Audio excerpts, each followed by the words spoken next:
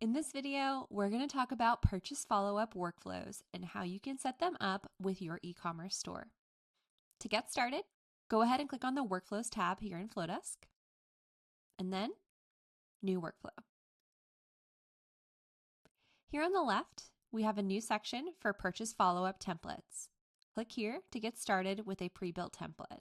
You can also choose to start from scratch if you prefer. I'm going to go ahead and select this template. Purchase follow-up workflows begin after a product is purchased.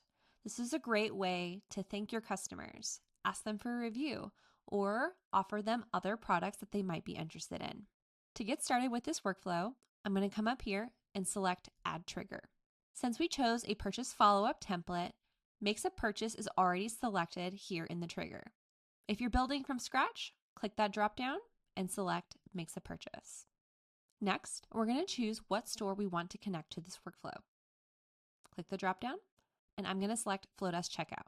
As of this recording, this feature supports Flodesk Checkout and Shopify. However, many more e-commerce integrations are in the works and on the way soon. With these purchase follow-up workflows, I can also choose if I want to filter by a product. If I don't toggle this on, this workflow will begin anytime anyone purchases from my Flodesk Checkout.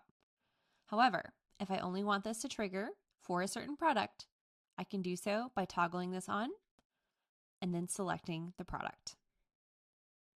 Next, I'm going to come take a look at my workflow.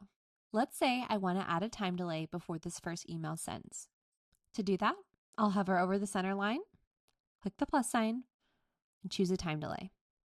Let's go ahead and say 10 minutes.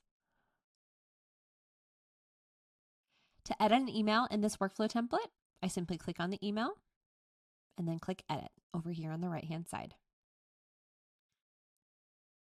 Here, I have access to my normal Flodesk email builder. So go ahead, make any changes that you want to make. You can also add any blocks to your email that you'd like, and then click Finish. To modify the subject line and the preview text for this email, I'm going to scroll down here on the right-hand side and modify my subject line and preview text here. From there, I'm going to make sure my workflow is exactly how I want it to be.